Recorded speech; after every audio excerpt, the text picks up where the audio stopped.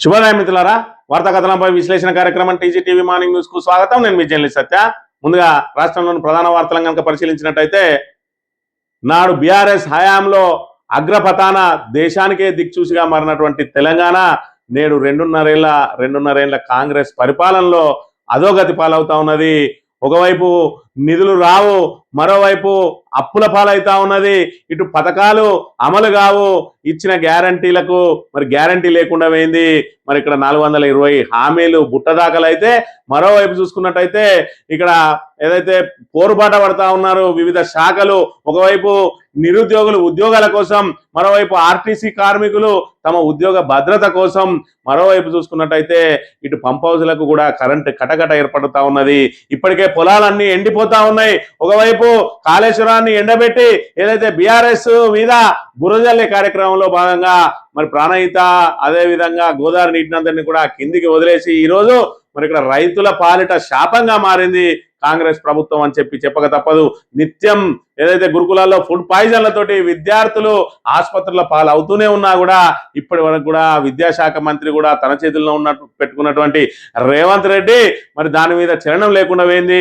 ఒకవైపు ఆసుపత్రుల ఓపెనింగ్ అని, మరోవైపు సినిమా హాల్ల ఓపెనింగ్ అని చెప్పి నేను నిత్యం ప్రజలనే ఉంటున్నా అని చెప్పుకోవడం కోసం ఇవన్నీ కార్యక్రమాలు చేస్తా ఉన్నాడు తప్ప మరి ఆయన చేతిలో ఉన్నటువంటి శాఖల మీద సమీక్ష చేసి వీటిని అరికట్టడానికి ఇప్పటికీ 2 సంవత్సరాల నుంచి నిత్యం ఫుడ్ పాయిజన్లు జరుగుతూనే ఉన్నాయి. అనేక మంది విద్యార్థులు గురుకులాల్లో, అదే విధంగా మరి కస్తూరిబా పాఠశాలల్లో మరి ఇక్కడ మృత్యువాత పడుతూనే ఉన్నారు. ఒకవైపు కరెంటు షాకులు, మరోవైపు పాము కాట్లు, మరోవైపు ఫుడ్ పాయిజన్లు, మరోవైపు అసలు ఎందుకు చనిపోతున్నారో కూడా తెలియని స్థితిలో విద్యార్థులు మృత్యువాత పడతా ఉంటే దానికి ఇప్పటి వరకు కూడా పరిష్కారాన్ని కనుగొనలేకపోయింది మరి రేవంత్ రెడ్డి ప్రభుత్వం అని చెప్పక తప్పదు. మరి ఇక్కడ అప్పులే ఆదాయంగా చూపిస్తూ ఇవాళ రాష్ట్రాన్ని అప్పుల కుప్పగా మార్చడానికి ఇప్పటికే 3 లక్షల కోట్లకు పైగా అప్పులు చేసినటువంటి రేవంత్ రెడ్డి ప్రభుత్వం ఈరోజు మూసీ దాని మీద ఇన్వైటీస్ అట వాళ్ళందరినీ పిలిచి మూసీని ఏ విధంగా డెవలప్మెంట్ చేయబోతా ఉన్నారో 5 స్టార్ హోటళ్లలో పెట్టి మరి ఇక్కడ మీటింగ్ పెట్టి దాని గురించి వివరించబోతా ఉన్నారట. అంటే ప్రజల సమక్షంలో చేయాల్సిన కార్యక్రమాన్ని ఇవాళ వ్యాపార వాణిజ్య వ్యక్తులు, ముఖ్యమైన వ్యక్తుల మధ్యలో పెడతా ఉన్నాడు అని అంటే ఏదైతే మూసీ ఒడ్డున ఉన్న మరి మూసీ పరివాహక ప్రాంత ప్రజలందరినీ ఏ విధంగా రోడ్డున పడేయబోతా ఉన్నాడో చూడవచ్చు. ఇప్పటి వరకు కూల్చివేతలే తప్ప మరి ఇక్కడ రేవంత్ రెడ్డి ప్రభుత్వం కట్టడాలకు పోయింది లేదు అని చెప్పి మరి చెప్పక తప్పని పరిస్థితి. వార్తా కథనాలను కనుక పరిశీలించినట్టయితే, గ్యాస్ బ్లాక్ దందా, గ్యాస్ కొరత లేదంటూ కేంద్రం నమ్మబలుకుతున్నా, అడిగిన వెంటనే సరఫరా చేస్తున్నామని కంపెనీలు చెప్తున్నా, క్షేత్రస్థాయిలో వాణిజ్య గృహ సిలిండర్ల సంక్షోభం సుస్పష్టం. గురువారం నాడు మహబూబాబాద్ జిల్లా తొర్రూరులోని భారత గ్యాస్ ఏజెన్సీ వద్ద ఖాళీ సిలిండర్లతో బారులు తీరిన వినియోగదారులు. యూరియా కష్టాలు అయిపోయినాయి. ఇక యుద్ధం ద్వారా వచ్చినటువంటి గ్యాస్ కొరతతోటి గ్యాస్ కష్టాలు మొదలైనవి. ఇప్పటికే హైదరాబాద్ లోని పలు హోటళ్లు మూసివేస్తా ఉన్నారట. టిఫిన్ సెంటర్లన్నీ కూడా బంద్ అవుతా ఉన్నాయి. స్విగ్గీ, జొమాటో లాంటి దానిలో పనిచేసేటువంటి మరి వాళ్ళు ఎవరైతే ఉన్నారో వాళ్ళు కూడా రోడ్డున పడుతున్న పరిస్థితి. మొత్తంగా యుద్ధం అయితే మనకు మొట్టమొదటి దెబ్బ గ్యాస్ ద్వారా మన మీద పడతా ఉన్నది. ఇప్పటి కేంద్రం మరి గ్యాస్ కొరత లేదని చెప్తున్నప్పుడు కూడా ఈ గ్యాస్ కొరత ఏ విధంగా ఉన్నది, మరి ఏదైతే ఈ గ్యాస్ కొరత ఏర్పడ్డదని చెప్పి తెలియగానే మరి ఇక్కడ గ్యాస్ ని కూడా బ్లాక్ చేసి ఈ గ్యాస్ వ్యాపారులు ఎవరైతే ఉన్నారో వాళ్ళు కూడా బ్లాక్ దందా నడిపిస్తా ఉన్నారట. అడిగినంత ఇస్తేనే సిలిండర్ సరఫరా. రెచ్చిపోతున్న ఏజెన్సీలు, మధ్యవర్తులు, బార్లు తిరుగుతున్న వినియోగదారులు, దేశమంతా వాణిజ్య సిలిండర్ల కొరత.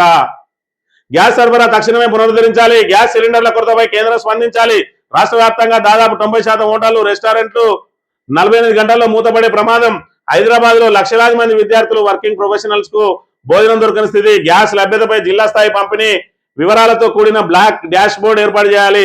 సిలిండర్ల ధర పెంచకుండా నియంత్రించాలి. ఎల్పీజీ కొరతపై కేంద్ర మంత్రికి కేటీఆర్ లేఖ. మరి ఇక్కడ చూసినట్టయితే ఇక్కడ చూడు, కొరత లేదట. సామాన్యులకు సమస్య రానివ్వం. ఎల్పీజీ, పెట్రోల్, డీజిల్ తగిన నిల్వలున్నాయి. లోక్సభలో కేంద్ర మంత్రి హర్దీప్ మరి అక్కడ వాళ్ళు చెప్పేది ఒక రకంగా ఉన్నది, మరి క్షేత్రస్థాయిలో జరిగేది ఒక రకంగా ఉన్నది. ఇది ఒక్క ఏజెన్సీ దగ్గరనే మరి ఇంకా 4 రోజులు అయితే ఇంకా మరింత తీవ్రమయ్యే అవకాశం ఉన్నది. ఇప్పటికే హార్ముజ్ జలసంధిని ఎట్టి పరిస్థితులలో దాన్ని తెరవనివ్వమని చెప్పి ఇరాన్ స్పష్టంగా ప్రకటించింది.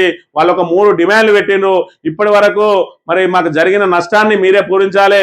తర్వాత ఏదైతే అరబ్ దేశాల్లో ఉన్నటువంటి మరి అమెరికా స్థావరాలన్నిటి కూడా అక్కడి నుంచి తీసేయాలని చెప్పి, అంతర్జాతీయంగా మాకు హక్కులకు భద్రత కల్పించాలని చెప్పి 3 డిమాండ్లు పెట్టిందట. అప్పటిదాకా హార్ముజ్ జలసంధిని తెరవనిచ్చేది లేదు అని చెప్పి మరి ఇక్కడ కొత్తగా ఎన్నికైనటువంటి సుప్రీం నేత మరి ఆయన పూర్తి స్థాయిలో హెచ్చరించిన పరిస్థితులలో ఖచ్చితంగా గ్యాస్ కొరత తీవ్రత మరింత పెరిగే అవకాశం ఉన్నది. ఇప్పుడు కట్టెల పొయ్యిలే దిక్కులయ్యే పరిస్థితి ఉన్నది తెలంగాణ ఆంధ్రప్రదేశ్ లో. ఇక్కడ చూడండి, తగ్గేదేలే, అమెరికా స్థావరాలపై దాడులు చేస్తూనే ఉంటాం, హర్ముజ్ జలసంధి మూసివేతను కొనసాగిస్తామట, గల్ఫ్లో స్థావరాలన్నింటినీ అమెరికా మూసేయాలి, లేని పక్షంలో ఈ యుద్ధం ఇలాగే కొనసాగుతుంది, స్కూల్ పిల్లల మృతికి తప్పక ప్రతీకారం తీర్చుకుంటాం. తొలి సందేశంలో అమెరికా ఇజ్రాయెల్కు మరి ఇరానీ కొత్త supreme leader Ayatollah Mojtaba Khamenei warning. 13వ రోజు పశ్చిమాసియా యుద్ధ ఉద్రిక్తతలు తీవ్రం, ఇరాన్ అణ్వాయుధ కేంద్రంపై ఇజ్రాయెల్ దాడి, సుసైడ్ బోర్డుతో యుఎస్ ట్యాంకర్ పేల్చేసిన జవాన్. మరి ఇక్కడ చూసుకున్నట్టయితే యుద్ధం ప్రారంభమైన రోజున అమెరికా దీన్ని ఊహించి ఉండదు. మనం గట్టిగా 4 బాంబులు అయితే ఇరాను మరి ఇక్కడ చేతులు ముడుచుకుంటది, ఖచ్చితంగా తమకు సావగిల పడుతుంది అని అనుకున్నాడు. మొట్టమొదటి బాంబుతోటే ఖమేనీని లేపేసిన అమెరికా ఇజ్రాయెల్ ఇక మనకు ఎదురే లేదనుకున్నారు. కానీ ఇరాన్ మాత్రం ఎక్కడా కూడా మరి ఇక్కడ తలొగ్గకుండా మేము చావడానికైనా సిద్ధంగానే, మీకు మాత్రం లొంగిపోము, ఖచ్చితంగా మరి మిమ్ములను మేము 10 మందిని చచ్చే మిమ్మల్ని ఇద్దరినైనా చంపుతామన్న చందంగా వ్యవహరిస్తా ఉన్నది. ఇలా ఇరాన్ ఎన్ని రోజులైనా మేము యుద్ధానికి రెడీ అంటా ఉన్నది. మా పాఠశాల మీద వేసి మా బాలికలను చంపేసిన దానికి ఖచ్చితంగా ప్రతీకారం తీర్చుకుంటామన్నది. మా డిమాండ్లకు తలొగ్గుతూనే యుద్ధం ఆపేస్తాం తప్ప మీ డిమాండ్లకు తలొగ్గేది లేదు, మీకు మీ అధికారానికి తల వంచేది లేదు అని చెప్పి హార్ముజ్ జలసంధి ఏదైతే ఉన్నదో దాన్ని ఎట్టి పరిస్థితుల్లో తెరవనివ్వమంటా ఉన్నారు. మరోవైపు హార్ముజ్ జలసంధి కనుక తెరవనీయకపోతే మరి ఇక్కడ భారత్తో పాటు ఇతర పశ్చిమాసియా దేశాలన్నిటికీ కూడా పెద్ద ఎత్తున ప్రమాదం పొంచి ఉన్నది. ఇవాళ మన వాణిజ్య ఎగుమతులు ఏదైతే ఆహార ఉత్పత్తులకు సంబంధించిన ఎగుమతులు ఇవి కూడా మరి ఇక్కడ బయట ప్రపంచానికి వెళ్ళడం లేదు. అదేవిధంగా మనకు రావాల్సినటువంటి మరి ఇక్కడ చమురు అలాంటిది మరి మన గ్యాసు చమురు ఏది కూడా మనకు దిగుమతి కావడం లేదు. దీంతో పెద్ద ఎత్తున భారత్ లో తీవ్రంగా మరి ఇక్కడ రవాణా మీద, అదేవిధంగా నిత్యావసర ధరల మీద, అదేవిధంగా గ్యాస్ మీద, పెట్రోల్ డీజిల్ మీద పెద్ద ఎత్తున మన ఇక్కడ ప్రభావం పడుతూ ఉన్న పరిస్థితిని అయితే మనం ఇక్కడ చూడవచ్చు.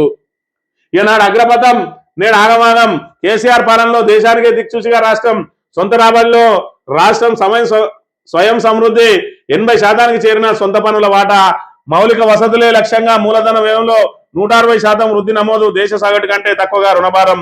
2023-24 ఆర్థిక సర్వే ఆర్థిక ఆరోగ్య సూచి వెల్లడి. మరి ఇక్కడ ఏదైతే సొంత రాబడిలో రాష్ట్రం స్వయం సమృద్ధి పొందితే మరి ఇక్కడ అప్పులే ఆదాయం అన్నింటి అస్తవ్యస్తం జరుగుతూ ఉన్నది. మరోవైపు 80%కి మన సొంత పనుల వాటా ఉండే ఆ రోజున ఆదాయాన్ని మరి ఇక్కడ గణనీయంగా పెంచిన చరిత్ర కేసీఆర్ది.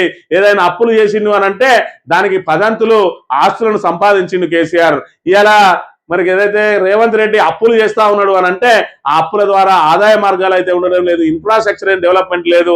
ఇలా ఒక్క ఇటుక వేర్చకుండా 3 లక్షలు అప్పు చేస్తే మన ఇన్ఫ్రాస్ట్రక్చర్ ఏ విధంగా డెవలప్ అవుతుందో ఒకసారి ఆలోచన చేయాలి. ఇవాళ మూసీని ఒడ్డున ఉన్న వాళ్ళందరినీ కూడా అక్కడి నుంచి తరలించి అక్కడ పెద్ద వ్యాపార వాణిజ్య భవనాలు కడతాం, మరి ఇక్కడ గాంధీ సరోవర్ పేరుతోటి పెద్ద విగ్రహం 5,000 కోట్లతో పెడతామని చెప్పి ఇలా ప్రజాధనాన్ని లూటీ చేస్తా ఉన్నారు, ప్రజలను రోడ్డు పాలన చేస్తా ఉన్నారు.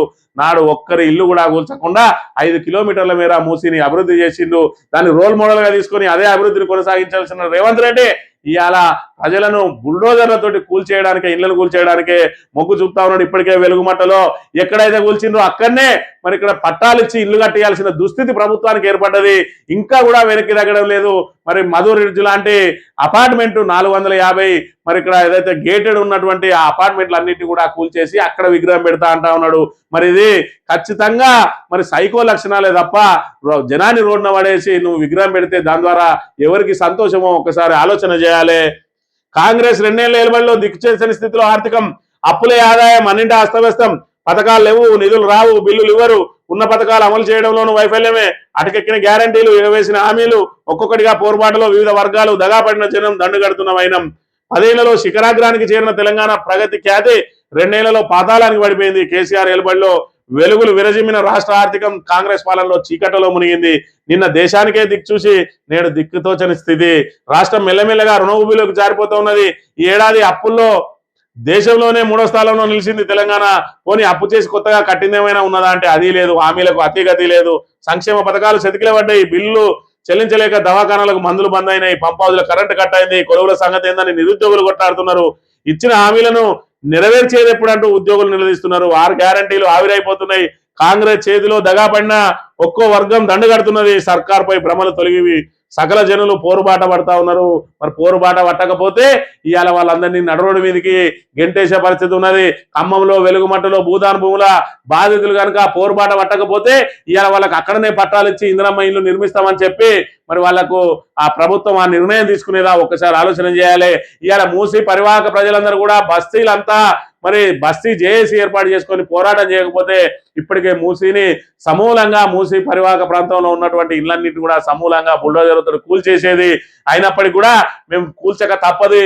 మరి ఇక్కడ కూల్చడానికి రేవంత్ రెడ్డి ఏ విధమైన బ్లాక్మెయిల్ చేస్తా ఉన్నాడు అని అంటే మధుర్ రిడ్జ్ అపార్ట్మెంట్ లో ఒక్క అపార్ట్మెంట్ కావాలంటే 1.5 కోటి అవుతుంది. మరి ఇక్కడ దీన్ని అంతటి కూడా మేము బఫర్ జోన్ లో పెట్టేస్తా ఉన్నాం. దీన్ని మొత్తం జీరో వాల్యూ చేస్తాం. మీరు ఉండి కూలగొట్టుకొని పోవడే తప్ప మీరు అవసరానికి ఆర్థికంగా ఏదైనా ఇబ్బందులు ఉండో దాన్ని అమ్ముకున్నా లేదంటే మీరు ఏదైనా లోన్ కావాలన్నా కూడా మీకు రూపాయి ఇయ్యరు అని చెప్పి బెదిరించి మేము ఇచ్చింది తీసుకొని సపరేట్కి వెళ్ళిపోండి, లేకపోతే దీనికి 0 వాల్యూ పెట్టేస్తా అని చెప్పి మరి ఈ రకంగా బహిరంగంగా బ్లాక్ మెయిల్కి పాల్పడతా ఉన్నాడు రేవంత్ రెడ్డి. మరి దీని ద్వారా ఇలా మార్పు పేరుతోటి కాంగ్రెస్ ప్రభుత్వాన్ని తీసుకొచ్చుకొని నెత్తి మీద పెట్టుకుంటే 3 లక్షల కోట్ల అప్పు చేసి కొత్త ఇన్ఫ్రాస్ట్రక్చర్ లేదు, కొత్త డెవలప్మెంట్ లేదు, పెండింగ్ ప్రాజెక్టులు పూర్తి చేసింది లేదు, కాళేశ్వరం ప్రాజెక్టును ఇప్పటి వరకు మరమ్మతు చేయకుండా ఒకవైపు రాష్ట్రాన్ని ఎండబెడుతూ మరి ఇక్కడ రైతుల పొలాలన్నీ కూడా మరి ఇక్కడ బీటలు వారుతా ఉన్నాయి. రాబోయే రోజులలో తాగునీటికి కటకట ఏర్పడే అవకాశం ఉన్నదంటే మేము మాత్రం 1,50,000 కోట్లతోటి మూసిని డెవలప్మెంట్ చేసుకుంటాం. ఎందుకంటే అది ఈ ఉన్న 3 ఏళ్లలో అయ్యేది లేదు, సచ్చేది లేదు. కానీ దానికి సంబంధించిన ముందుగాలే అడ్వాన్సులు తీసుకొని మా కమిషన్ మేము జేబులు వేసుకుంటే నెక్స్ట్ ఎన్నికలకు మేము పోవడానికి మాకు ఫండ్ రెడీ అవుతుంది అని చెప్పి ఆ లోపల మేము భూమి ఖాళీ చేసి ఇస్తే మా కమిషన్ మాకు వస్తుంది. వాళ్ళు పనులు ప్రారంభించకపోయినా మేము మూసి ఒడ్డున ఉన్న ఇండ్లన్నీ కూలగొడితే మా జేబులు నిండుతాయి అన్న చందంగా కాంగ్రెస్ సర్కారు వ్యవహరిస్తా ఉన్నది. దాంతో జనం ఇప్పుడిప్పుడే కళ్ళు తెరుస్తా ఉన్నారు. అందుకే నేడు నిరుద్యోగుల మార్చట, అసెంబ్లీలో 2 లక్షల ఉద్యోగాలపై ప్రకటన చేయాలి, నోటిఫికేషన్లు ఇవ్వాలని డిమాండ్ చేస్తూ 15 వరకు వరుస ఆందోళన చేయడానికి నిరుద్యోగులు ఇక్కడ ప్రభుత్వానికి సమ్మె నోటీస్ ఇస్తా ఉన్నారట. 24న డిపోలో ఎదుట ధర్నాలు చేస్తారట. ఆర్టీసీ పోరుబాటు చేస్తా ఉన్నది. సర్కారు దవాఖానకు మందులు బంద్ చేసి 60 కోట్ల బకాయిలు ఇస్తలేదని చెప్పి ఇక్కడ సర్కారు దవాఖానకు మందులు బంద్ చేస్తే పవర్ హౌస్లకు కరెంటు కూడా కట్ చేసిరట. 4,750 కోట్ల బకాయిలు చెల్లిస్తేనే మరి ఇక్కడ మీకు కరెంటు సరఫరా చేస్తామని ఇరిగేషన్ కు తేల్చి చెప్పిన ట్రాన్స్కో అని చెప్పి మరి ఈ రకంగా ఉన్నది. మరి 3 లక్షల కోట్ల అప్పులు ఏం చేసినవా రేవంత్ రెడ్డి? ఇప్పటి వరకు కొత్తగా ఏదైనా కొత్త ప్రాజెక్టు కట్టినవా? పోనీ ఏదన్నా మరి ఇక్కడ కొత్తగా ఉన్నటువంటి ఏదైనా విద్యుత్కు సంబంధించిన అదేమన్నా కట్టినవా అంటే ఏది లేదు. మరి ఏం చేసినా 3 లక్షల కోట్లు అంటే దానికి అర్థం లేదు, పర్థం లేదు. ఏమన్నంటే కాళేశ్వరం మీద మీరు అన్ని అప్పులు చేసుకుంటూ పోతే మేము కట్టుకుంటాను అంటాడు.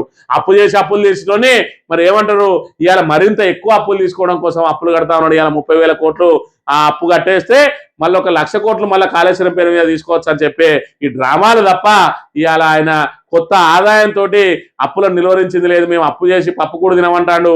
కోట్లాది రూపాయలు మరి వృధాగా చేస్తా ఉన్నాడు. ప్రజాధనాన్ని వృధాగా చేస్తా ఉన్నాడు.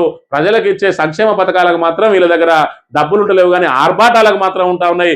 ఇలా 1,50,000 కోట్లు పెట్టి మూసీని ప్రక్షాళన సుందరీకరణ చేస్తా అంటున్నావు. మరి ఇలా రైతు భరోసా 3 విడతలు ఎగ్గొట్టినావు. మరి రైతులను ఇవాళ రాజును చేయడమే లక్ష్యం అన్నావు. మరి అక్కడ కేసీఆర్ పరిపాలనలో దేశంలోనే అత్యధికంగా వరి పండించేటువంటి రాష్ట్రంగా తయారు చేసిండు.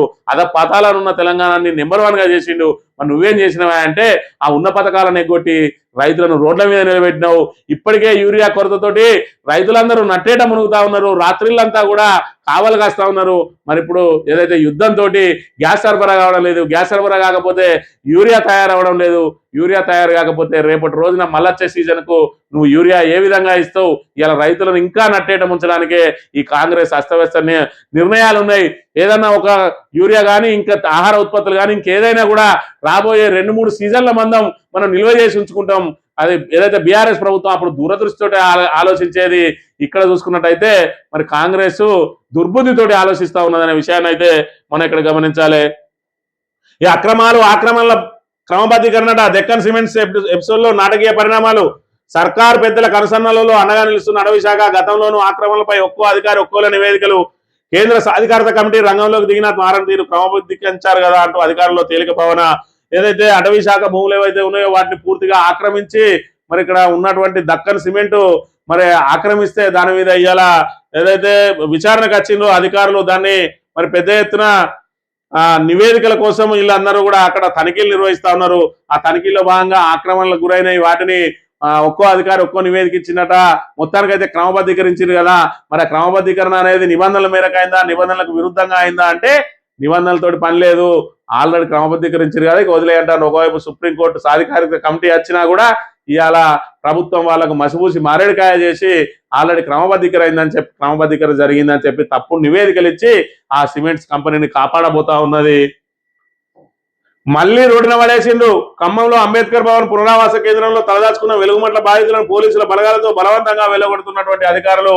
మరి ఇక్కడ వెలుగుమట్ల బాధితులకు సంబంధించి చూసినాం.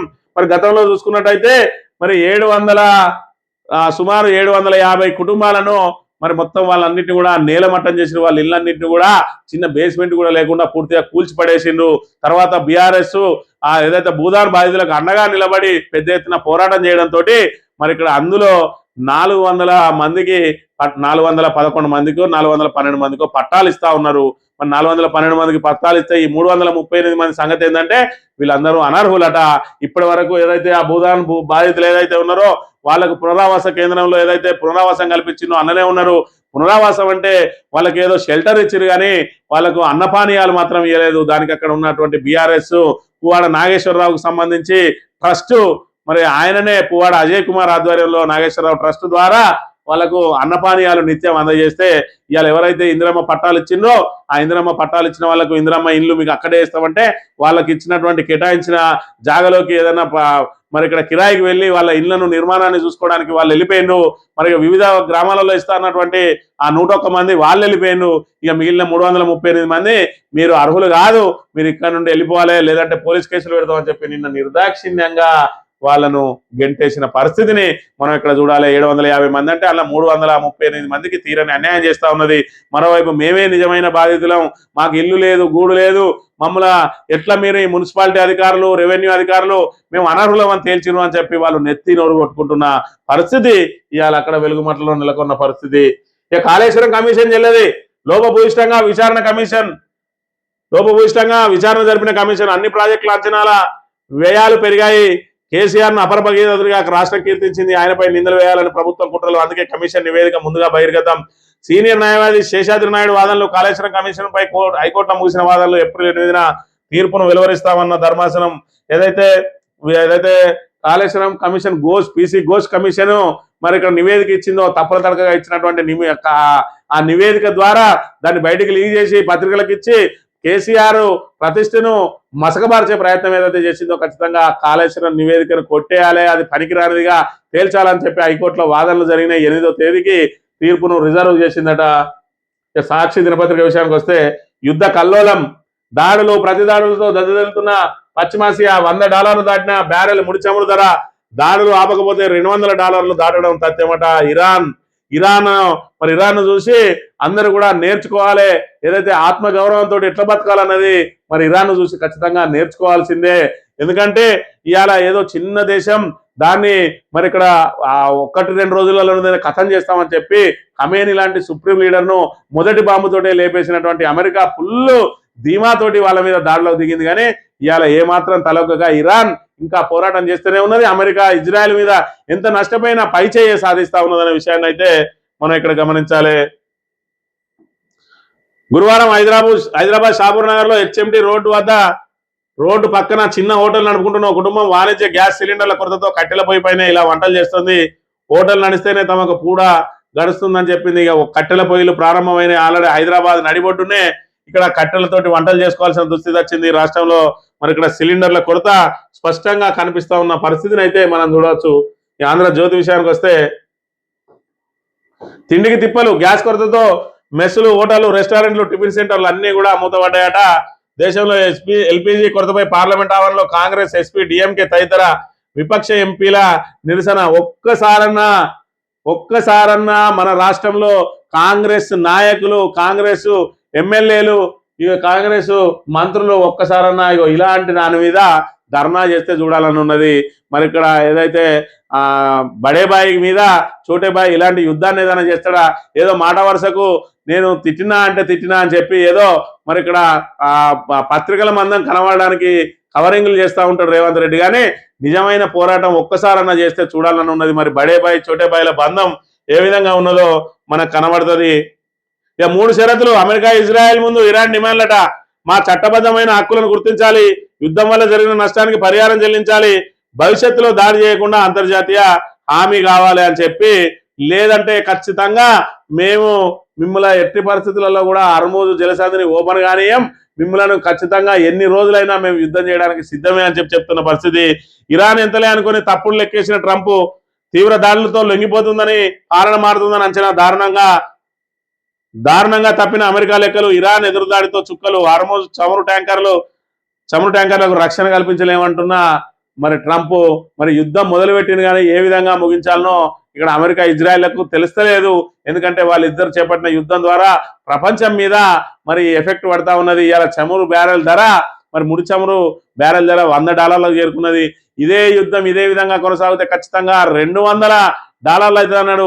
$200 అంటే ఇలా ₹100 ఉన్నటువంటి డీజిల్ 200 లీటర్ కనుక డీజిల్ అయిందనుకో, మరి ఇక్కడ పరిస్థితి ఏంది ఒకసారి ఆలోచన చేయాలి. మరి 200 లీటర్ల కనుక డీజిల్ అయిందంటే ఇవాళ ₹10 కిలో ఉన్నటువంటి టమాటా ఒకటేసారి ₹20 అవుతుంది. ఇక ₹100 ఉన్న నూనె ప్యాకెట్ 200 అయినా ఆశ్చర్యం లేదు. మరి ఇక్కడ పెద్ద ఎత్తున నిత్యావసరాల ధరలు పెరిగితే మరి ఆర్థిక మాంద్యం ఏర్పడి మరి ఇక్కడ ప్రపంచ వ్యవస్థనే కుప్పగూలే పరిస్థితి కూడా ఏర్పడుతుంది అనే విషయాన్ని మనం ఇక్కడ గమనించాలి. కుప్పగూలిన స్విగ్గీ జొమాటోల షేర్లు భారీగా ఆర్డర్లు తగ్గడంతో తలెత్తిన పరిస్థితి. వంట ఉపకరణాల కంపెనీల షేర్ల జోరు అట. మరి ఇక్కడ వంట ఉపకరణాల కంపెనీల షేర్లు మీన్స్ ఏదైతే గ్యాస్ కు ప్రత్యామ్నాయంగా అంటే ఎలక్ట్రిక్ ద్వారా కూడా పెద్ద పెద్ద స్టవ్లు తయారైతా ఉన్నాయి. ఇటు ఇండక్షన్ స్టవ్లతో పాటు పెద్ద వంటలు చేయడానికి కూడా ఎలక్ట్రిక్ ద్వారా స్టవ్లు అంటే ఎలక్ట్రిక్ ను మంటగా మార్చేటివి ఉన్నాయి. మరి అలాంటి ఉపకరణాలు ఇప్పటి వరకు వాటిని ఎక్కువ ఉపయోగించలేదు. ఎందుకంటే అందరూ కూడా గ్యాస్ మీదనే ఎక్కువ ఆధారపడ్డారు విద్యుత్ మీద కంటే. మరి ఇప్పుడు ప్రత్యామ్నాయం వైపు చూస్తూ ఉన్నట్టు దాంతో వాళ్ళ షేర్ల ధరలు పెరిగినాయి. ఇలా హోటళ్ళన్నీ మూతలు పడితే జొమాటో స్విగ్గీ కేవలం హోటళ్ళ మీదనే ఆధారపడి మరి ఇక్కడ ఏదైతే వ్యాపారం చేస్తా ఉన్నదో దాని షేర్లు పూర్తిగా పడిపోయినాయట. స్పీకర్ నిర్ణయం తీసుకున్నారుగా, విచారణ ముగిస్తూ ఉన్నాం. ఏదైతే సుప్రీంకోర్టుకు సంబంధించి మరి ఇక్కడ స్పీకర్ నిర్ణయం తీసుకోవడం లేదు, విచారణ చేయడం లేదు, త్వరగా విచారణ చేయించండి అని చెప్తే మరి ఇక్కడ సుప్రీంకోర్టు ఆర్డర్ వేయడంతో స్పీకర్ ఆల్రెడీ మేము చర్యలు తీసుకున్నామని చెప్పిండ్రు. ఇప్పుడు తీసుకున్న చర్యలు కరెక్టా కాదా అని మళ్ళీ కోర్టుకు పోతారు. మరి దానికి సంబంధించిన ఏదైతే సర్టిఫైడ్ కాపీలు ఇస్తలేరు అని అంటే ఆశ్చర్యం వ్యక్తం చేసిన కోర్టు వెంటనే 24 గంటల లోపల వాళ్ళకి సర్టిఫైడ్ కాపీలు ఇవ్వాలని చెప్పి ఆదేశాలు జారీ చేసింది. ఆ సర్టిఫైడ్ కాపీలతోటి మళ్ళీ హైకోర్టుకు పోయి ఏ విధంగా అయితే ఇవాళ ప్రజాస్వామ్యాన్ని కూలీ చేసిండో స్పీకరు అవన్నీ కూడా న్యాయ వ్యవస్థ ముందర పెడితే ఇవాళ స్పీకర్ కు ఖచ్చితంగా కోర్టులతోటి మొట్టికాయలు తప్పయి అనే విషయాన్ని మనం ఇక్కడ గమనించాలి. సర్కారీ ఆసుపత్రిలో 4 రోజులు పనిచేయండి అట. అల్లు అర్జున్ హాలీవుడ్ లోనూ రాణించాలి. మళ్ళీ 2 సార్లు జైలు ఎత్తే ఆయన హాలీవుడ్ లో కూడా రాణిస్తాడు. మొన్ననే మరి ఎందుకు అల్లు అర్జున్ మీద ఆ రోజు కోపం వచ్చి జైలు వేసినావు, ఇవాళ అల్లు అర్జున్ మళ్ళా ఏదైతే థియేటర్ ఓపెన్ చేస్తా అంటే ఉరికిండు అని అంటే మరి రేవంత్ రెడ్డి ఏ విధంగా చేస్తాడు బ్లాక్ మెయిల్ అని అంటే ఇలా సినీ పరిశ్రమ అంతా తన కింద లొంగి ఉండాలి అంటే తనకు సంబంధించిన ఆదాయ మార్గాలు ఏవైతే ఉన్నాయో అందులో సినీ పరిశ్రమ కూడా ఒకటి కాబట్టి సినీ పరిశ్రమను చెప్పు చేతుల్లో ఉంచుకోవాలంటే ఒక సెలబ్రిటీని ఇబ్బందులు పెట్టాలి. దానిలో భాగంగా ఏదైతే తొక్కిసలాట జరిగిందో ఆ తొక్కిసలాటలో అల్లు అర్జున్ బాధ్యునిగా చేసి ఆ అల్లు అర్జున్ పాపం అల్లు అర్జున్ ఎందుకు ఎంచుకున్నాడు రేవంత్ రెడ్డి అంటే ఏదో ఒక మరి సినిమా కార్యక్రమం జరిగినప్పుడు వేదిక మీద తెలంగాణ ముఖ్యమంత్రి అని చెప్పి రేవంత్ రెడ్డి పేరు మర్చిపోయిండు. అమ్మ బిడ్డ నా పేరే మర్చిపోతావా అని చెప్పి మరి ఆయన తీసి జైల్లో పెట్టిండు. అంటే ఒక దెబ్బకు 2 పిట్టలు, నా పేరు మర్చిపోయినందుకు ప్రతీకారం. అదే విధంగా సెలబ్రిటీ అయినా సినిమా సెలబ్రిటీని నిన్ను లోపల పెడితే సినీ పరిశ్రమ అంతా కూడా నా కాళ్ళ కాడికి వస్తుంది. అప్పుడు సినీ పరిశ్రమలో నా పెట్టుబడిలో లేదంటే నా వసూల్లో నడుస్తాయి అన్న చందంగా మరి ఇక్కడ వివరించి మళ్ళీ వేయండు కథం మళ్ళా. ఎందుకంటే నేను బ్లాక్ మెయిల్ చేసింది మీతోటి అనుసంధానమై మీ దగ్గర నుంచి నేను ఆదాయం పొందడానికే కానీ మీ మీద నాకు శత్రుత్వం లేదని మళ్ళీ యథావిధిగా ఆయన సినిమా థియేటర్ ఓపెన్ చేస్తే పోయి అక్కడ మళ్ళా అందులో దాన్ని ఆయననే ఓపెన్ చేసి ఈయన నువ్వు టాలీవుడ్ బాలీవుడ్ కాదు హాలీవుడ్ లేని పోవాలని చెప్పి పాపం ఆశీర్వదించి వచ్చిందట. ఇక బోర్మన్న కుటుంబం ఇప్పటికే వారికి 30 లక్షల అప్పు, 350 ఫీట్లు తవ్విన బోర్బావి ఫెయిల్, మరో బోర్బావి తవ్విస్తున్నానని భర్తతో భార్య గొడవ, ఆపై ముగ్గురు పిల్లలతో కలిసి బావిలోకి దూకి ఆత్మహత్యా యత్నం, ఆమెతో పాటు ఇద్దరు కూతుళ్లు మృతి, బయటపడ్డ కుమారుడు మహబూబ్నగర్ జిల్లా వెల్కిచెర్లలో విషాదమట. మృతి చెందిన జంగమ్మ పెద్ద కూతురు జ్యోతి, చిన్న కూతురు శైలజ, అల్లొక పిల్లగాడు పాపం బయటపడ్డాడట. మరి ఇక్కడ వాళ్ళకి 6 ఎకరాల భూమి ఉన్నది. ఈ 6 ఎకరాల భూమికి సరిపడా నీళ్లు లేవు. ఎందుకు లేవు? ఇవాళ ఈ దద్దమ్మ కాంగ్రెస్ ప్రభుత్వం వచ్చిన తర్వాత భూగర్భ జలాలు అడుగంటిపోయినాయి. ఎందుకు అడుగంటిపోయినాయి? ఈ రోజున కాళేశ్వరం ప్రాజెక్టు మీద కుట్రలు అని 2.5 సంవత్సరాల నుంచి కాళేశ్వరం నీళ్లను పైకి రాకుండా చేయడంతో ఇవాళ ఆ రోజు కేసీఆర్ ప్రభుత్వంలో ఏ విధంగా ఉండే, మరి ఇక్కడ మిషన్ కాకతీయ ద్వారా చెరువులు ఏదైతే పునరుద్ధరణ, కాకతీయ చెరువులన్నీ పునరుద్ధరణ చేయడంతో ఇవాళ చెరువులన్నింటినీ కూడా నింపి పెట్టుకుంటే వేసవి కాలంలో కూడా భూగర్భ జలాలు పుష్కలంగా ఉండేది. అసలు కొత్త బోర్లు వేయాల్సిన అవసరమే లేకుండా ఉండేది. మరి ఇలా మొత్తం భూగర్భ జలాలన్నీ కూడా అడుగంటిపోయినాయి. ప్రాజెక్టులన్నీ ఎక్కడికక్కడ ఎండిపోతా ఉన్నాయి. రిజర్వాయర్లో నీళ్లు తాగునీటికే సరిపోయేటట్టున్నాయి.